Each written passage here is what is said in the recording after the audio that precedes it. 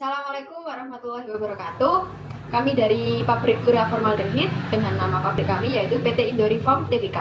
Sebelumnya izinkan kami mengenalkan anggota dari kelompok kami, yaitu yang pertama saya sendiri, Rindi Putri, NIM 46, lalu Yustika Noviasari, NIM 63, dan Nurwindasari, NIM 40.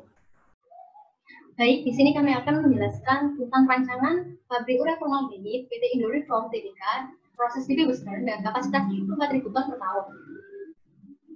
Nah, hal yang menjadi latar belakang dari pendirian pabrik ini adalah yang pertama, produsen urea formaldehid mencukupi, selanjutnya ketergantungan urea formaldehid atau impor cukup tinggi, dan juga devisa negara semakin berkurang.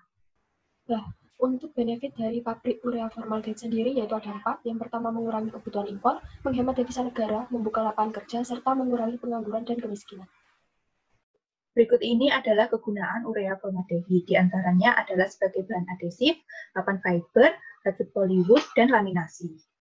Banyak perusahaan urea formaldehid yang beroperasi di Indonesia. Di antaranya adalah PT Arjuna Utama Kimia, PT Benua Multilestari, PT Bina Jaya Roda Karya, PT Cakram Utama Jaya, PT Gelora Citra Kimia Abadi, dan PT Kayu Ratis Indonesia.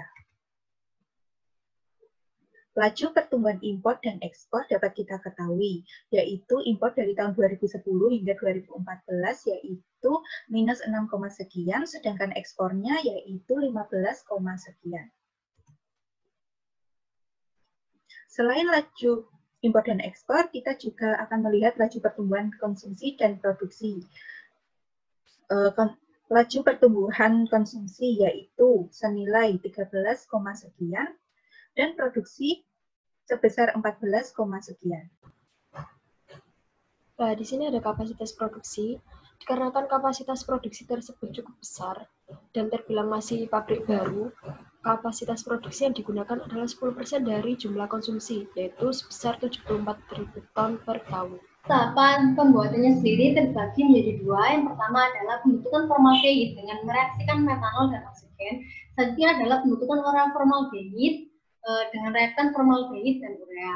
Kita menggunakan proses double Western dengan uraian proses yaitu metanol yang diuapkan direaksikan dalam sebuah reaktor fixed bed multi-tube dengan dikelilingi Dalton A dengan menggunakan katalis iron molybdenum oxide yang berumur 12-18 bulan dan suhunya 240-400 derajat Celcius bertekanan 1-1,5 atm dengan konversinya sebesar 99%.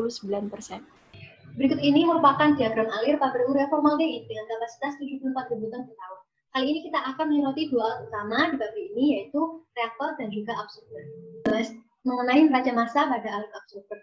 Di absorber ini terjadi reaksi antara urea dan juga formaldehid menghasilkan urea formaldehid sesuai dengan yang didesain. Nah, basis yang kita gunakan adalah 1 jam dan massa total produk 74.000 ton per tahun atau 9.000 sekian kilogram per jam. Nah, untuk kandungan urea formaldehid sebesar 80% dan juga konversi reaksi sebesar 97%. Pada tabel tersebut dapat diketahui jika inlet urea adalah sebesar 4.500 sekian, air 1.700 sekian, dan juga formaldehid sebesar 3.000 sekian. Sehingga diperoleh urea formaldehid total sebesar 7.400 sekian. Selanjutnya adalah neraca massa reaktor. Di dalam reaktor terjadi dua reaksi, yaitu reaksi utama dan juga reaksi samping. Di mana reaksi utama adalah reaksi antara metanol dan oksigen menghasilkan formaldehid dengan konversi reaksi sebesar 99%. Untuk reaksi samping sendiri adalah sebagian formaldehid bereaksi dengan sebagian oksigen menghasilkan karbonmonoksida dan juga air. Melalui tabel tersebut diketahui jika inlet metanol sebesar 3.000 sekian kilogram, untuk inlet oksigen sebesar 4.000 sekian kilogram, untuk nitrogen sebesar 13.000 sekian kilogram, menghasilkan 3.187,45 kilogram formaldehid. Nah, di sini merupakan neraca energi absorber, di mana ada 2 inlet dan 2 outlet. Untuk inlet yang pertama ada komponen HCHO, dan untuk inlet yang kedua ada komponen CO, NH2, serta H2O. Untuk outlet yang pertama ada komponen HCHO, UF1, 2, dan 3, serta outlet yang kedua ada komponen CO, NH2, serta H2O. Kemudian kita melakukan perhitungan delta H pada inlet 1 dan inlet 2, serta melakukan perhitungan delta H pada outlet 1 dan outlet 2 dan perhitungan delta HR. Kemudian didapatkan perhitungan di mana neraca energi pada absorber balance sehingga inlet sama dengan outlet. Di sini merupakan neraca energi reaktor di mana ada 2 inlet dan 1 outlet. Untuk inlet yang pertama ada komponen CH3OH dan H2O, serta inlet yang kedua ada O2 dan E2. Untuk outletnya ada CH3OH, O2, N2, HCHO, H2O, serta CO. Kemudian kita melakukan perhitungan delta H pada inlet 1, inlet 2, serta delta H pada outlet.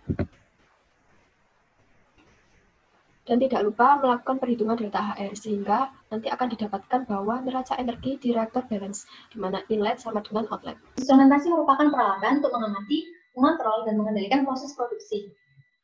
Nah, untuk tujuan instrumentasi pada peralatan industri, yang pertama adalah menjaga keamanan proses operasi. Selanjutnya adalah mendapatkan laju alir yang diinginkan, menjaga kualitas produk, memudahkan pengoperasian alat, dan juga menjamin keselamatan dan efisiensi kerja. Instrumentasi yang ada pada reaktor adalah temperatur controller, pressure controller, control valve, temperatur indikator, juga pressure indicator. Nah, itu dikarenakan reaksi yang terjadi dalam reaktor merupakan reaksi eksotermis atau menghasilkan panas, sehingga perlu adanya kontrol suhu dan tekanan. Untuk instrumentasi yang ada di absorber ada flow controller, control valve, temperatur indikator, pressure, dan juga flow indikator. Hal itu dikarenakan laju alir sangat menentukan proses absorpsi atau penyerapan. Kemudian bab utilitas, yang pertama unit pengadaan air. Untuk pabrik yang kami dirikan, kebutuhan airnya sebesar 253.000 kg per jam, yang biasa digunakan untuk pembangkit steam, air proses, air pendingin, serta air perkantoran. Yang kedua ada unit pembangkit dan distribusi listrik. Untuk sumber listrik dari pabrik kami, yaitu dari PLN serta generator diesel, dengan total kebutuhannya sebesar 299 kW, yang biasa digunakan untuk proses, utilitas, penerangan, dan barang elektronik, serta instrumentasi. Yang ketiga ada unit pembangkit steam. Kita menggunakan kettle uap atau boiler dengan kebutuhan steam di pabrik kami yaitu sebesar 8.172 kg per jam. Lalu kemudian ada unit penyedia udara instrumen yang kita menggunakan kompresor udara yang biasa digunakan untuk kebutuhan pemakaian alat pneumatik kontrol dengan kebutuhannya sebesar 129,53 meter kubik per jam. Itu yang terakhir, unit penyedia bahan bakar. Di pabrik kami menggunakan 2 bahan bakar. Yang pertama marine fuel oil serta marine diesel fuel. Dengan total kebutuhan bahan bakar yang kami pakai yaitu sebesar 828 meter kubik per jam. Dalam pemilihan lokasi pabrik, ada beberapa faktor yang harus diperhatikan, mulai dari bahan baku, pasar, hingga pemadam kebakaran. Dalam hal ini, terdapat beberapa opsi. Yang pertama adalah Bontang, Kalimantan Timur, kedua, Tuban, Jawa Timur, dan yang ketiga adalah Aceh.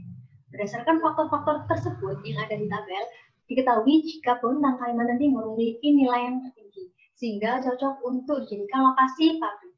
Faktor pemilihan lokasi pabrik terbagi menjadi 2, yaitu primer dan sekunder.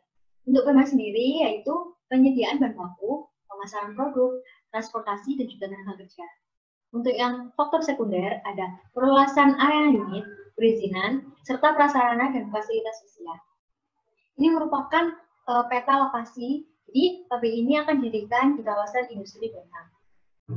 Berikut ini merupakan layout pabrik PT Indoriform dalam skala 1:1000, di mana lokasi tersebut arah anginnya dari timur ke barat. Kemudian struktur organisasi, di mana pimpinan tertinggi di pabrik kami yaitu ada komisaris yang membawai manajer, sekretaris, staf ahli, dan lain-lain.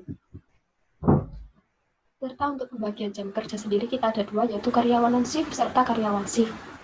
Di mana pabrik beroperasi 330 hari dalam 1 tahun dan 24 jam sehari.